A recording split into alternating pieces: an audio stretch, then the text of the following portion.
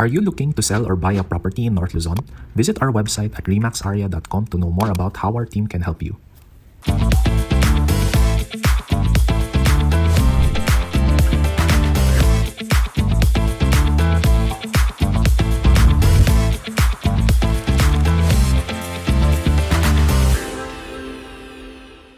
Hi, this is VJ from Remax Aria and welcome to another property tour. Today we are in Gibraltar here in Baguio City and we're looking at a property for sale with 587 square meters of lot area. Inside we have 5 bedrooms and 4 toilet and baths, and this property is actually an income generating property and is best to be used as an Airbnb. So with that, we are with RJ.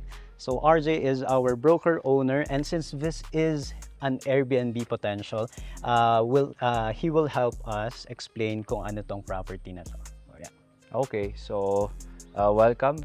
This is an ongoing Airbnb property. It's an investment by one of our clients, and it's a unique property kasi it's the first na geodesic dome concept in Baguio City.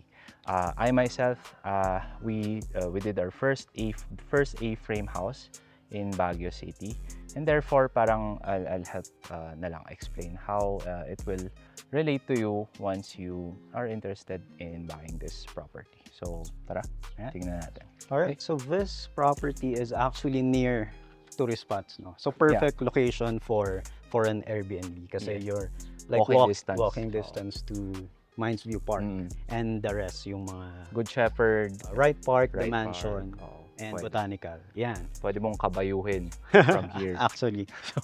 So yan. So we're standing on yung front of the property, which is yung garahe or car parking area. Yeah. Which actually fits like siguro 6, I guess. Yeah, around 6. If you have a pickup, siguro 4 lang na pickup na mahahaba. And then the frontage, if you can see, no, parang mga nasa sa 15 meters frontage. So ito yung pinaka-entrance niya. We actually have another entrance there. So may dalawang entrance to the property. So tignan natin yung loob. So mapapansin mo, VJ, yung hedges natin, in fairness, parang sinet up siya para may privacy bawat unit. Kasi importante yun sa Airbnb, lalo na kapag hindi naman pare-pareho yung nagre-rent. So ito yung isa nating unit. Okay, so this is the first geodesic unit. So we have 2 in this property and we have 1 na parang more traditional. Yeah. But we'll see this one. Sige. So parang that's part of the old structure, and then this structure they made na lang na bago, no? So this is the concept. It's a geodesic dome. Okay, so pasok tayo. Kahit paano high ceiling, and obviously it fits 4 guests. Tapos on your left side, andito yung ating lagayan ng mga kitchen items. And then we have a microwave, and then dito it's more of a storage lang talaga. Then you have your coffee, and then yung mga kailangan sugar, and then yung heater, kettle, all of that. Tapos ito yung ating pinaka-room. So technically para siyang studio. Para siyang studio. Okay. So for the viewers na first time marinig yung geodesic, what does that mean ba talaga? Okay. So geodesic meaning bilog siya, half of a sphere. And yung advantage kasi sa ganito, why do people do this? It's because it's cost effective. Mura kasi nito. Most of these you order from China. Tapos yung mga frames, no? So ipapakita ko lang. Yung mga frames na ito, na lang, i-assemble nyo na lang. So you don't need like a construction na semento and So yung pinaka-construction talaga nila dito is yung flooring. And mind you have to be higher than the floor para at least paglatag mo nung geodesic, hindi ka babahain sa loob. So, yun. Tapos, syempre, plastic siya. Pero it's the same plastic that you use for, kunwari, yung roofing ng mall ng SM Baguio. It's the same. So, very strong structure siya. It's safe naman kahit umuulan ng malakas, okay lang siya. Yeah. Naman siya. In fact, wala pa daw nag-leak. Hindi pa daw nag-leak dito. Okay. So, importante kasi pag sa rain, yung yung shape ng bubong. So, kapag buo-buo siyang nahuhulog lang yung ulan, hindi siya nagli-leak. Oo. Despite having we have an exhaust by the way, no, sa taas. Yeah. We have an exhaust. Tapos, just so you know, we also have curtains. So, syempre, kailangan mo isara ito buo, di ba? Kung gusto mong isara. Gusto mong isarang buo, we have curtains. And then, nice. Siya. So, fairly, actually, madali lang. Madali lang siyang ganun. Okay. Then, we have our TV here. That's connected to the, syempre, electrical. And we have Netflix na rin. Siguro question is, saan yung bintana? Exactly. Okay. So, we have a very triangle, ito lang kasi yung space. So, Velcro siya. Oh, okay. Yeah, Velcro. Oh my gosh, it's a very strong Velcro. Yeah. Okay. Tapos, may belt siya sa labas. Ilalak lang. Ilalak lang. So, parang basically ganun siya. And meron rin siyang mosquito net. So, pwedeng pag, yan, ang mosquito. So basically, this is like a upscale tent na malaki. Yeah, so, parang ganun. Ito yung ultimate, glamping. Pag sinabing glamping, Right, ito talaga yun, di ba?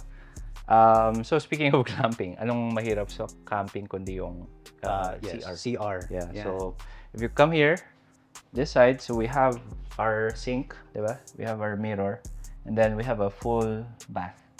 Full bath here. Oh, actually, Yeah. Actually, maluwang siya for this kind of space. Correct. And then, pasok ka sa shower, then makita mo, mapansin, di ba? Oh, maluwang. Parang siyang parang bathroom sa bahay talaga. Oo, talaga. Hindi siya tinipid. Yeah. And so yung partition na yun is what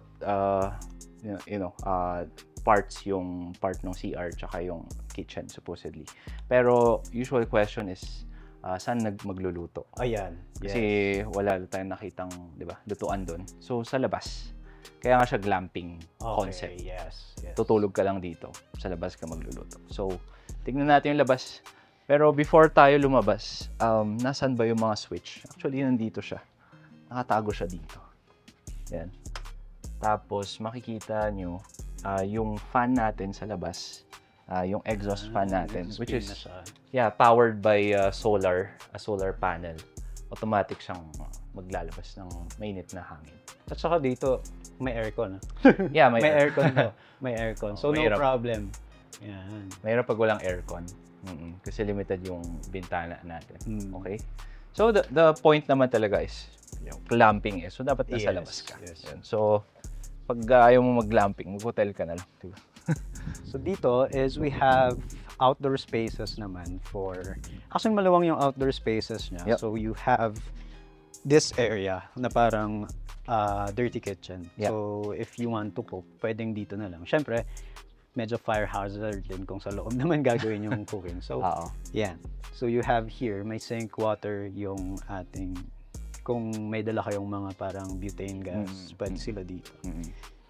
And then we have your fireplace. Ito yung fireplace supposedly. Syempre makeshift lang siya. Baka it could be an improvement later on. Yes. And ang maganda dito, you have this view of the mountains, no? In fairness naman dito, you have pine trees pa rin sa side niya. So, very Baguio pa rin. Yeah. It's also the only structure towards the end of the lot. So, parang hindi na siya, di ba? Wala na strong structure dito. I'm not sure lang kung may property pa dyan. But currently, it's the only one. So, medyo maluwag yung airflow natin. Yeah. And then, we have a dining area here. So, di ba? Luto ka doon. Sa labas ka kakain. That's the idea. So, we're gonna look at the other unit. So, again, we have two na geodesic. So, this is the second one. Magkatabi lang naman. And before tayo pumasok, siguro i-demo ko na kung paano to. Buksan yung bintana. So, papansin nyo from the labas, nakapatong siya para hindi pumasok yung leak. And then, meron siyang belt dito. So, Velcro lang siya, tapos i-fold. So, pag finold siya, yan, tapos may belt dito. Tapos yun, yun lang. I-belt mo lang. And there you go, may bintana ka na. So, kung gusto mo na walang Yung ano lang, mosquito, net lang. oh, kung gusto mo net lang, pwede. Pero kapag gusto mo free na free, ayan, pwede. Okay. So, I'll leave it like this na lang. Ayan, leave it like that. Okay? Pasok tayo sa isa pang unit. Our second unit, which is, ano lang naman, parehas lang. Parehong-pareho. Parehong-pareho sila. Parehong-pareho. Sa mga gustong gumawa nito in the future, mas maganda if may puno siya. May puno siya. Yeah. So as you can see, yung init din ng araw kasi, well, papasok talaga siya. Buti na lang may curtains nga. Yan. Tapos, Tapos, may aircon. a part of yung dome is, ano no, parang transparent siya. Yeah. So, this is for like the view, no? Yes. This is usually faced towards the view of the property. No? So, since ito kasi medyo nasa loob siya, yung view natin nandoon. Kaya parang doon na lang nakatingin. So, yun yung idea niya. Para at least hindi parang kulob yung feeling. No? Yes. Pero kung i-compare mo to sa tent, bro, diba? I mean, okay. Okay na to. Diba? Compare mo sa tent. Yung glamping talaga ang hangin. Glamping. This one is perfect. Well, aircon, di ba? Oo, Aircon pa lang. Aircon ka pa. Ayun. So, all of it, even yung exhaust, it works with the aircon. So, as you know, hot air rises. So, yung cold air, bababa. So, it makes sense. So, makikita mo rin yung view from the inside, dun sa bintana natin. Ayan, meron siyang airflow. So, if you open all of the windows na ganito, I think we have 3 or 4 na windows na ganito. So, once it's open, mag-flow na yung air. Yeah, so we'll go outside. Okay, so tignan natin yung open space ng unit na to. So, same lang naman. Same idea. So, you have an outdoor space for cooking, for barbecue, and for dining. Yeah. Yan. You also have access doon sa ating bonfire area. So this one is, so we have four is max yung person sa isang geodesic. So what if naman kung mas marami sila, like a big family? Okay. So that makes sense. So when they develop itong property na to, with that in mind, na parang pang-pamilya siya, so the kids can go to the geodesic homes or tents, and then no more traditional dun sa traditional house. So we have one unit pa na we have medyo another. mas traditional. Yeah, that's part of the original structure when they bought this property. So tingnan natin siya. So ito na yung papunta dun sa traditional house natin, and as you can see, we have a small garden here, and this garden, obviously meron tayong fire pit kasi dito sila nagko-convene, nagpa-barbecue. Yeah. Oo. So maganda dito is kung iba-iba yung guests, okay lang kasi they have their own outdoor spaces, they have their own sinks, their own parang cooking area and dining area.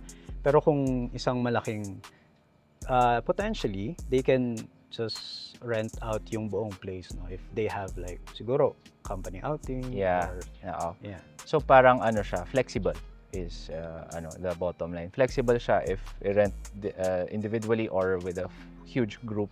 They have spaces to convene, no? So you can already imagine na kapag Christmas dito na sila, 'di ba, magsa-circle around, 'di ba? And then waiting for the Noche Buena.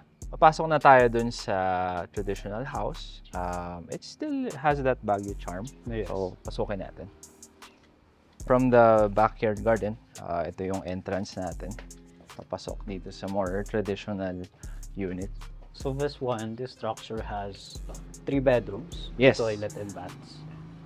It has, yes, correct, 3 bedrooms and 2.5 toilet and baths. 2.5. So pasok tayo. It has that Baguio charm pa rin, old charm. Sige, una ka na. Tayo. You can open the ilaw. Okay. Yan. So you have, in this structure, you have your own fireplace. Siyempre, Working. living area mo, then yung dining area, and I guess kitchen. is Yes. on the back. Yes. So parang ano siya, nasa labas siya sa loob ng bahay, no? Mm. Hindi siya nasa loob mismo. So kung if you have like, since apat lang ang kasya dun sa geodesic, kung sobra na kayo ng 4, then you can rent this out naman.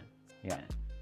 And then we have syempre yung ref. So yun yung mga wala dun sa kabilang unit is the ref, Right. the pantry. We have a pantry dito. Tapos we have our first room over here. Okay, so pwede nyo check. Yan. Okay. And then dito yung lutuan na. And the whole kitchen. So mas buong kitchen. Okay. And then labas tayo dito.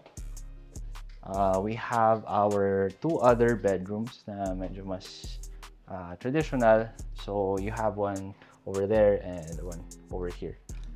And tapos this one has an ensuite. So Yes. yan. Hindi nyo kailangan magagawan sa bathroom or sa CR. Yeah. Pag andito kayo sa unit na to. Yes. So, tapos kung mapapansin nyo yung mga yung toilet and bath natin, na-renovate siya. Hindi yan yung itsura nyo before. Oo. So, yeah, that's it.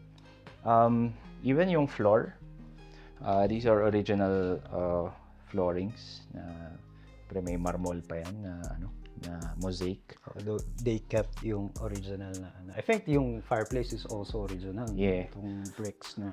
Oo. At least this one is working. Correct. And so if we want to go outside para makita lang natin what this looks like from here. Well, this one has a parang separate Yeah. entrance. So potential pa to na entrance separate. So if you want to develop this further, I would suggest na may sariling entrance ito. Although may parking doon, pero at least lang, 'di ba? May sarili siyang entrance. At saka, if you want to still stay here, kunyari, ikaw mismo, you want to live here, pwede mong itong structure na to can be your house. And Yeah. then, yung geodesic domes would be for Airbnb. Exactly. Yeah. Perfect. So, magandang point yun. If you wanna retire, tapos parang you have an income generating property at the same time, while serving your clients. Kunwari, mag-offer ka ng bed and breakfast, may luto ka tapa, bro, for your guests. Perfect. Kasi hindi siya ganun kalapit sa mga restaurant na popular sa Baguio. Yeah. So you have like this entrance na pwedeng dito lang sa structure na to, and then may gate naman sa likod that you can close out. Yes. Kung gusto mong magstay dito, tapos yung guest mo sa kabilang side of the property. Okay. So just to summarize this property, 587 square meters yung lot area natin. We have 3 units. We have 2 geodesic domes, and then we have this traditional structure. Yan. So 5 bedrooms, 4.5 toilet and baths. Yan. And so it's perfect for someone nga na gusto mag-retire and they want a bed and breakfast. Gutom na. Bed and breakfast business na pwede na lang tirahan, or you can just rent it the whole, diba? Yeah. The whole thing to another family. Yes. If you're not staying in Baguio and you want lang an income generating property in Baguio, this one is actually perfect. Yan. At least it's now operating na siya. Yes. Pwede na lang siguro ituloy nung bagong Yeah, if you want. exactly.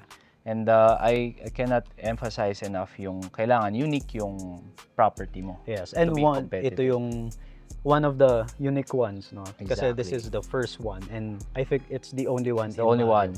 Yeah. So it could be yours. Just look at the price and other details in the description below. And if you like this video, don't forget to subscribe to our YouTube channel for more properties in North Luzon.